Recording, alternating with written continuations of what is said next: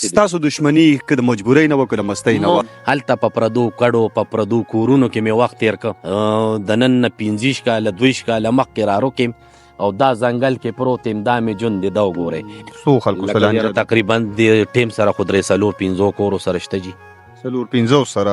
پوره تعداد یې متن نه معلوم جوړ دونه ډېرې دي چې 13 کاله په موږ باندې د ځنکدن شان سخته تېره ده د دې وجې مې جي واده نه کوم اوې نن به مې سوکولي سبا به مې سوکولي. السلام علیکم سنگر خان ما او په نننی پروګرام کې به بیا کوشش کړی دی چې د دشمنۍ ښکار د یو خاندان سره ستاسو ملاقات وکړم او بیا دا هم مخې ته راوړم چې دغه خاندان په دشمنۍ کې څومره تاوان شوی دی دغې د انسانانو څومره تاوان شوی دی څونه جنازې اوچتې شوي دي او بیا دوی جیلونه څومره خوړلي دي او بیا د دوی د مال او د حال څومره تباهي شوې ده. قدرمنو په دې پروګرام کې بنیادي زمونږ مقصد دا وي چې د دشمنو نه نفرت پیدا کړلی شي او تاسو ته وښایو چې د دشمنۍ ژوند څنګه وي. باوري یم چې تاسو به هم د دې پروګرام په اورېدو باندې په دغه فیصله باندې رسئ چې دشمنۍ ته به بد وایئ د دشمنۍ نه به نفرت ستاسو په ذهن کې پیدا کیږي او د امن لار به خپلوئ. قدرمنو کتونکو دا چې ما سره ولاړ دی نو دا فلکناز حاجي صاحب دی او د دشمنۍ ښکار د ډېرې مودې راز باقي تفصیل د دې نه اورو. حاجي صاحب السلام علیکم. وعلیکم السلام اعوذ بالله من الشیطان الرجیم بسم الله الرحمن الرحیم. لومبي خو ستاسو خبر ترجمان ټي وي ته هرکلی ویم او ټولو مشرانو ته چې تاسو په ډېر کم وخت کې داسې خشته یو کار رانویلی دی او د کلي ته او د عوامو ته دا ښایي چې یره د دشمنۍ څونه سختې دي او څونه تکلیفات دي دا په چا چې تیر شوي هغه ته پته لګي. زما خو د ټول کلي ته خواست دی او د ټولو خلکو ته چې زمونږ دا کمې ویډیوګانې تاسو په خیبر والا نشر کوئ جي نو دا د دې دپاره چې د عامو خلکو ته پته ولګي چې د دشمنۍ څونه نقصانات دي او څونه یې خرابتیا ده چې څونه سختې ستونزې پکې راځي. زه خو به تاسو ته داسې ویم جي چې زما مشرانو هغوی دشمنۍ کړې وي یو جي د قام د کلي د وطن خپلې ذاتي دشمنۍ وي یو جی بدماشي وي یو سړی ټوپک راوالي او چې چټي په چټي بدماشي کوي ځان ته پشمارو خان وایي چې بس یاره زه به مړ وکړم او ما ته به خلک بدماش وي او ما ته به خلک تکړه وي. نو د هغې دپاره موږ شکر دغه شي نه کړي دی الحمدلله نه د چا کوڅه کې ولاړ یو نه به څوک دا ثابته کړي چې د چا نه یا شوکه یا ډاکه یا په زور زیاتي پیسې بس خپلې دشمنۍ هم وي جي د مشرانو نه را روانې وي بیا پکې موږ هم شکار شو. حاجي صاحب تاسو خپلو خبرو کې وویل چې یاره دشمنۍ دوه قسمه دي یو هغه وي چې انسان ته د مجبورۍ نه ور په غاړه شي او یو هغه وي چې یو انسان ته د مستۍ نه ور په غاړه شي. ستاسو دشمني که د مجبورۍ نه وه که د مستۍ نه وه؟ خو جي ما ته وګوره چې څونه دشمنۍ دي جي د مجبورۍ نه وي د مشرانو نه را روانې وي د ځمکو لانجې کونجې وي او د هغې نه را روانې وي بیا اخري دې له رالې چې زما والد صاحب هم پکې مړ شو. مونږ په دې خپلو لاسو زه دغه وخت کې د 8 نهو کالو په دې خپلو لاسو د سور بور د وینو ما په خاورو کې خښ که جي ما خپل مړي خښ کړي دي ترونه هم خښ کړي دي د ټولو کې مشر یې که نه؟ زه جي د ټولو مشر یم او زه د 8 نهو کالو چې زما والد صاحب چې وویشتېده بیا چې داسې جي د 12-14 کالو شوم بیا زمونږ د شیرپو کې د ترور خاونو نثار نوم یې او جي د هغه سره هم څه د کور معامله راله جي بیا هغه په دغه کې 302 کې زه مغرور شوم جي زه د 13-14 سالو چې مغرور وم د دې ځای نه لاړم د باچا صاحب ځای ته کال مې هلته تېر کړم د هغه ځای نه سروالې بروالې لاړم باړې ته ګډه مې یوړه هلته په پردو کډو په پردو کورونو کې مې وخت تېر کړ.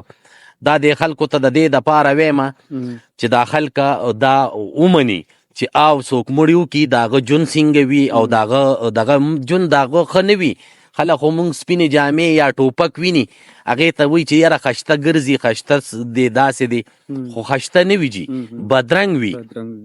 زما د خویندو زما د رونو زما د بچو زما د کشرانو تعلیمونه تباه شو جي زما نیکه 12 پاسو زما ټوله فیملی جي تعلیم یافته ایجوکیټډ خلک وو او په دې دشمنو د لاسه موږ نه تعلیمونه لاړل جي نه راکې یو سړی نوکر شو نه راکې افسر شو همدغه ټوپک دی او ټوپک دی د ټوپک د لاسه جي د تنګي ښار نه د نن نه 15 کاله 20 کاله مخکې راروکیم او دا ځنګل کې پروت یم دا مې ژوند دی دا وګورئ دا خلک وی پلان کې مړیو کو وی بس دا ډېر تکړه شو ډېر بدماش شو ډېر دغه شو دې کې هیڅ ګټې هم نشته دی چې څونه خلک دا شي کوي زه ورته سوال کوم چې خپل بچي کنټرول وساتئ خپله فیملی کنټرول وساتئ خاني بدماشي خشته ګاډې والې خشته بنګله والې خشته تعلیمونه په بچو کې د ټوپکو نه والله کوئی هیڅ هم جوړیږي زما پکې ځواني تباه شوه زما درونو خویندو ځواني تباه شوه موږ پکې څه ګټې وکړې تاوانونه هم په کروړونو شو جایدادونه هم پکې جي خرڅ کړل لکه دا څه وشو لکه هیڅ هم شپه هم په ارام نه جي په لاره روان یو یریږو چې نن به هم څوک ولي سبا به هم څوک ولي شپه هم په ارام نه په کټ کې سملاستې نه شو هم دم وړه کې شکي چې یاره اوس په څوک راشي نن به را باندې ډس کوي او سبا به را باندې دغه تفصیل له به دوباره بیا راځو دا راته ووایي دښمنۍ هم اوس موجوده وخت څو ځایه دي زمون خو ازیر سات جی ماته ګوره تقریبا چې لکه د پلار د وختو نه راواله تر اوس وخته پورې زمون چا سره هم جوړه نه ده شوې نو څو خلکو سره لکه تقریبا د ټیم سره خو 3-4-5 کورو سره شته جي 4-5 سره پوره تعداد متن نه معلوم جوړ دونه ډېرې دي هلته جي مشرانو وخت نه را روانې دي تقریبا د 8 کالو نه را روانې دي او هیڅ چا سره هم جوړه نه ده شوې ښه په دې کې بیا تاسو د خپل خاندان نه د څو کسو جنازې په دې دښمنۍ د وجې اوچتې کړي په ګولو څو کسه لګېدلي زما جي ماته وګوره 4-5 کسه جي ماته وګوره په ګولو ما خښ کړي دي جي هغه کمې کمې رشتې دي یو جي زما ترو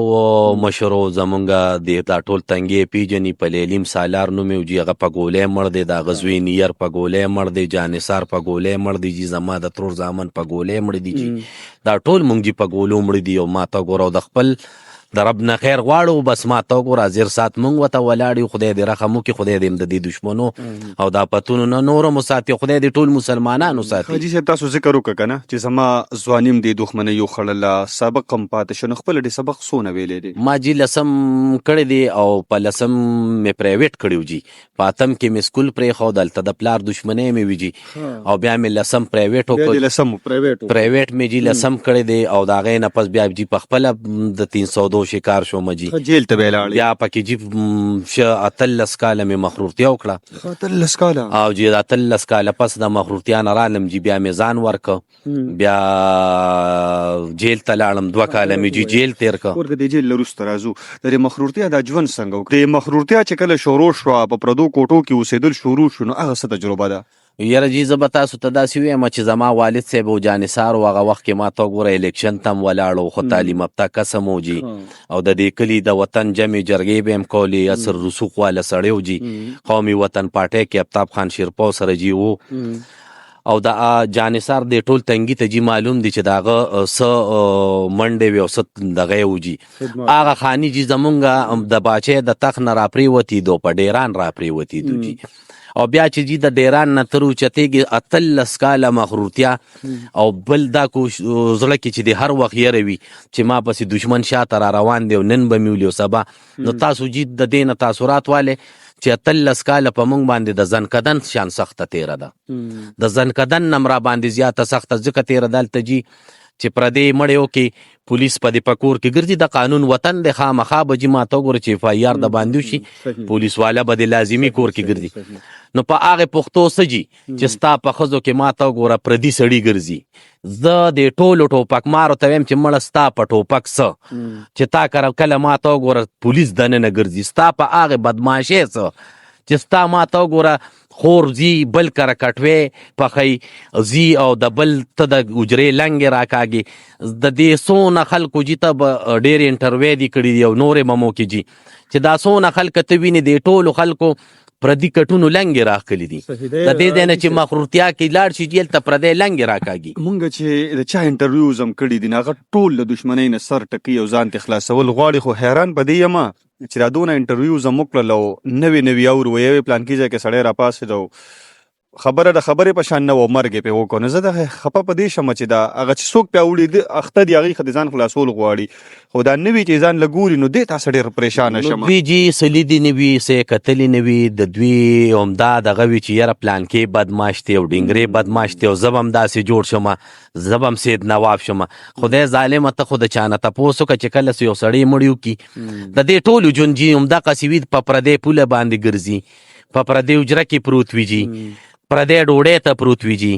خویندې میندې جي ما ته وګوره ته سروالې بروالې په پردو کورونو کې ګرځي بیا جي دا ټول خلک ټوپک مار دا شوکې ډاکې همدا خلک یې بیا کوي همدا شوکې هم کوي دا ډاکې هم کوي دا هر څه کوي نو د دې ژوند نه څه مطلب په حرامو په حلالو نه وي او ما ته وګوره جي نو زه دې خلکو ته سوال کوم جي چې ټوپک مه رالی دا ډېر بدرنګ شی دی دا ډېر هره مسله هره خبره په جرګه حل کیږي پر ورولۍ حل کیږي دا مړي چې وشي بیا هم دې کې خلک کیني او جرګې پکې کوي مرکې پکې روغې پکې کیږي نو مخکې ولې نه کینې ړومبي کینې مخکې په دوه کسو مشرانو ته یو سړی او زه تا ته دا وایم جي چې مړي څوک کوي رب کوي نو چې رب مړي کوي نو زما او ستا پې صرف ګناهګار شو ته به مرې زه به مرم بل به مري منګه کلو نفس ذایقة الموت هر انسان به ما ته وګوره د مرګ مزه به چکوي نو زه وایم جي چې هر سړی مري او هر سړی په خپله مري نو دا مو تا ته پکې ټوپک ته څه ضرورت دی چې هغې نه کینو مونږ د پښتو وطن دی په خپله مسلې حل کو نو ښه خبره به چې کنه او سوال مې د دې راتلونکي نوې نسل کل ته مې دا سوال دی چې سوال درته کوم وروره ټوپک نه د ټوپک په ځای قلم راوالې څه به درنه جوړ شي د معاشرې له به څوکې د وطن له به څوکې د کلي له به څوکې ټوپک باندې خو به د دغه ټوپک په شی هېڅ په هم نه شي جي صاحب بچي شته زما خو جي اوس په آخري عمر مې ښځه کړې ده یو 2-3 کاله مخکې جي یو لور مې ده او بس دغه بچي مې دي جي تپوس مې د دې لپاره وکړم چې ماشومان سبق وایي که نه وایي خو ستاسو ماشوم خو به لا وړی خو دا به د یرې به څه سبق ووایي یاره جي ماشومان سبق څنګه ووایو چې په لارې سبق له لیږو یریږو مونږ ویو څوک یې راله مړه نه کي څوک یې رانه ونه تښتي سبق پې نه ویو بس دغه پټو کې لګیا وي جي دغه ګیا معیاري وي نو سبقونه نشته جي سبقونه نشته هر څه تباه دي جي صحیح او جیل دې څونه وخت خوړلې ما جیل جي 2 کاله خوړلې 2 کاله جی او جی بس زندگی مې تباه شوه تاسو سوچو کې جي چې د 40 کاله او 50 کاله ټول ژوند دی او نیم جن ستا په دشمنو کې تیر شي جي نو د هغې به څه خوند دی او څه مزه زما خور خوشحالي ونه لیده زما خوريي خوشحالي ونه لیده زما رور خوشحالي ونه لیده زمونږ بچو خوشحالي ونه لیده د 40 کالو نه جي په جړیو د پلار د وختو نه د 50 کالو نه په جړیو جي او نن هم په جړیو جي حاجي صاحب یو ذاتي سوال درنه کوم خبره نه پې نشي خو دا لیټ واده د دې د وجې نه به کړی چې د دې وجې مې جي واده نه کوم ما وې نن به مې سوکولي سبا به مې سوکولي یا به مې نن پولیس نیسي یا به مې سبا پولیس نیسي زه به په جیل کې پروت یم ښځه به مې دلته پردی لور خور ولې تباه کوم بیا چې کله جي د جیل نه آزاد شم بس مور مې وجي او هغه ډېره خفه کېده د هغې د خفګان د وجې مې په تېر عمر په آخري عمر جي واده وکړو حاجي صاحب خواهش دی څه دی بس خواهش خو مې دا خواهش دی